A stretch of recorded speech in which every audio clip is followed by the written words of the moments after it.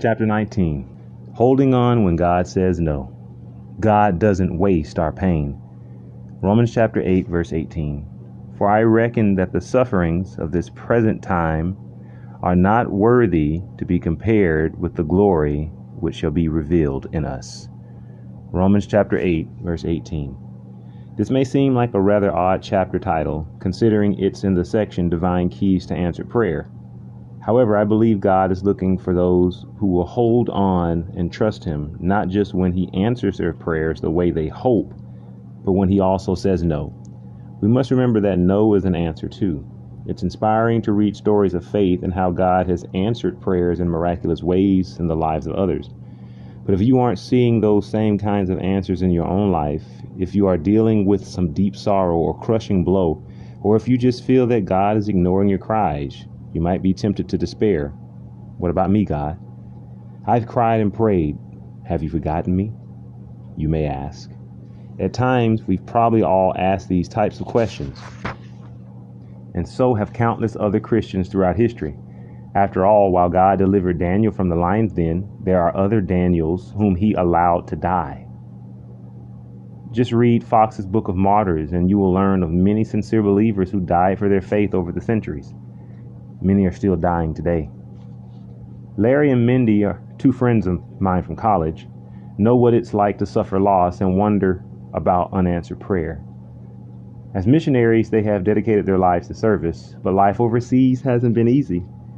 Several years ago, their 4-year-old son died of malaria. They prayed, they cried, but still there was nothing they could do. If that wasn't hard enough, just recently Larry's father, Michael, a mission pilot who has served the church for years, was killed in a tragic plane crash. I'm sure Larry's father prayed for protection that morning, just as he has every other day. Yet for some reason, God allowed him to die, along with 3 of his passengers. Thankfully, despite these unexplained losses, this young couple continues to press on. We can't really make sense of these types of tragedies outside of heaven. We just have to trust God and hold on to His word, knowing that we are just experiencing a small part of the suffering that Christ already experienced on Calvary. The Bible tells us, "Beloved, think it not strange concerning the fiery trial which is to try you, as though some strange thing happened unto you. But rejoice, inasmuch as you are partakers of Christ's sufferings, that when His glory shall be revealed, you may be glad also with exceeding joy." 1 Peter chapter 4, verses 12 and 13. While I've lost loved ones, I haven't dealt with personal tragedy as deeply as many I know. However, there are prayers I've prayed for over 20 years now that I still haven't seen God answer. But that doesn't mean I've stopped praying. There are also other people for whom I've prayed for healing and sadly watched die. Honestly, I don't think that this side of eternity we will ever be able to understand why God answers some prayers and others He seems to pass by. Why He allows some to be healed and others to die. Why He works marvelously for some and others He allows to walk through the valley of suffering and shame.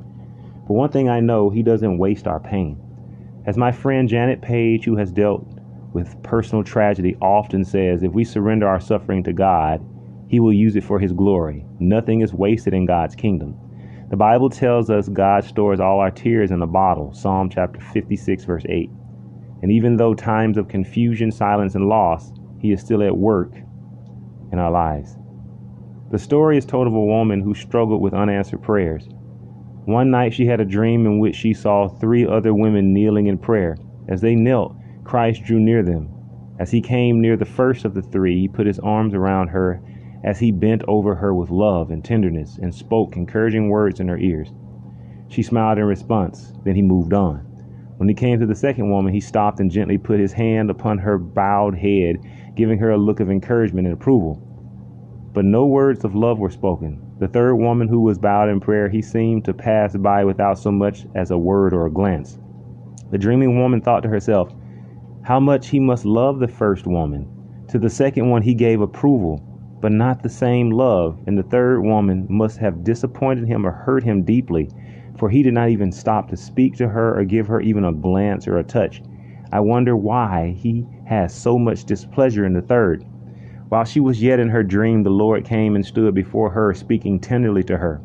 O woman, how wrongly you have interpreted my actions. Let me tell you why I acted as I did. The first kneeling woman needs all the evidence of my love and tenderness to keep her feet in the narrow way. Without it, she would fall. The second woman has a stronger faith and love, and I can trust her to trust me however things go and whatever people do. The third, whom I seem not to notice and even to neglect, has faith and love of the finest quality, and her I am training by quick and drastic processes for the highest and holiest service. You see, he continued, she knows me so intimately and trusts me so utterly that she is independent of words or looks or outward intimation of my approval. She is not dismayed nor discouraged by any circumstances through which I arrange that she shall pass through, or by the yet unanswered prayers that mark her way. She trusts me when sense and reason and every finer instinct of the natural heart would rebel, because she knows that I am working in her for eternity, and that what I do, though she knows not the explanation now, she will understand in the future. The Lord continued, I am silent in my love because I love beyond the power of words to express or of human hearts to understand. Trust me, my child, I have not forsaken nor forgotten, but I am preparing this woman and you for even greater blessings. Do you feel forsaken or forgotten by the Lord today? Know that you are not. Even if you don't feel his presence, rest in the assurance that he is near, for the Bible tells us that he will never leave us nor forsake us. Hebrews chapter 13 and verse 5. Through sincere prayer, we are brought into connection with the mind of the infinite.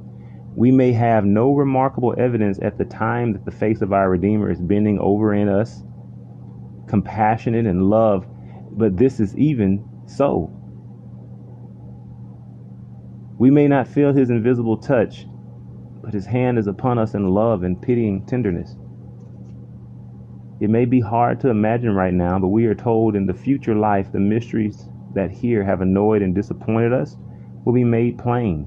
We shall see that our seemingly unanswered prayers and disappointed hopes have been among our greatest blessings. Ellen White writes the following profound statement in regard to unanswered prayer. When we do not receive the very things we ask for at the time we ask, we are still to believe that the Lord hears and that he will answer our prayers.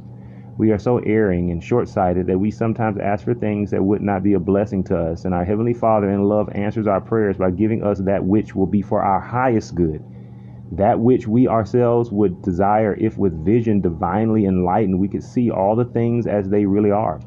When our prayers seem not to be answered, we are to cling to the promises, for the time of answering will surely come, and we shall receive the blessing we need most. But to claim that prayer will always be answered in the very way and for the particular thing we desire is presumption. God is too wise to err and too good to withhold any good thing from them that walk uprightly. Then do not fear to trust him, even though you do not see the immediate answer to your prayers. Trusting God even when we don't see what he's doing is kind of like riding in an airplane. I've flown a lot internationally, and I love the little screen on the back of the seat that tells me where we are as we fly.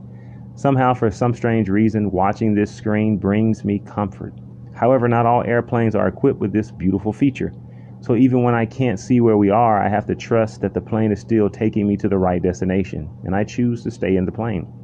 That's what learning to trust God is all about. Although he doesn't always show us where we are or where he's taking us, we have to trust him, and above all, we have to stay in the plane with him. If we don't, we are asking for disaster. Hold fast to your faith. In closing this section on prayer, I'd like to share the final blog entry of the late David Wilkerson, author of the famous book from the 1980s, The Cross and the Switchblade. He spent most of his life on the streets of New York City ministering to gangs and drug addicts. As a result of his ministry and passion for Christ, he saw thousands set free from darkness. On April 27, 2011, he wrote a simple blog entry, as he did most days, but this time was different. For not long after writing this entry, he headed to town for a simple errand and was killed in a tragic car accident. As a result of this devastating loss, thousands came to pay their respect at his memorial. Considering the life he lived and the way he died so unexpectedly and unexplainably, his final blog entry is deeply profound, and I believe it has a message for all of us today. He wrote, "To believe when all means fail is exceedingly pleasing to God and is most acceptable. Jesus said to Thomas, 'You have believed because you have seen. But blessed are those that do believe and have not seen.'" John chapter 20, verse 29. Blessed are those who believe when there is no evidence of an answer to prayer, who trust beyond hope when all means have failed. Someone has come to the place of hopelessness, the end of hope, the end of all means. A beloved one is facing death and doctors give no hope. Death seems inevitable. Hope is gone. The miracle prayed for is not happening. That is when Satan's hordes come to attack your mind with fear, anger, overwhelming questions. Where is your God now? You prayed until you had no tears left. You fasted. You stood on promises. You trusted. Blasphemous thoughts will be injected into your mind. Prayer failed. Faith failed. Don't quit on God. Just do not trust him anymore. It doesn't pay. Even questioning God's existence will be injected into your mind. These have been the devices of Satan for centuries. Some of the godliest men and women who ever lived were under such demonic attacks. To those going through the valley and shadow of death, hear this word. Weeping will last through some darkness. Awful nights, and in that darkness you will soon hear the Father whisper, I am with you. I cannot tell you why right now, but one day it will all make sense. You will see it was all a part of my plan. It was no accident. It was no failure on your part. Hold fast. Let me embrace you in your hour of pain. Beloved, God has never failed to act, but in goodness and love, when all means fail, his love prevails. Hold fast to your faith. Stand fast in his word. There is no other hope in this world. How profoundly spoken. Ellen White writes, despondency may shake the most heroic faith and weaken the most steadfast will. But God understands, and he still pities and loves. He reads the motives and the purposes of the heart. To wait patiently, to trust when everything looks dark is the lesson that the leaders in God's work need to learn. Heaven will not fail them in their day of adversity. Nothing is apparently more helpless, yet really more invincible than the soul that feels its nothingness and relies wholly on God. My brothers and sisters in the Lord, let us keep running with our eyes on the goal, as the Apostle Paul wrote, wherefore, seeing we also are compassed with so great a cloud of witnesses, let us lay aside every weight and the sin which does so easily beset us, and let us run with patience the race that is set before us, looking unto Jesus, the author and finisher of our faith, who for the joy that was set before him endured the cross, despising the shame, and is set down at the right hand of the throne of God.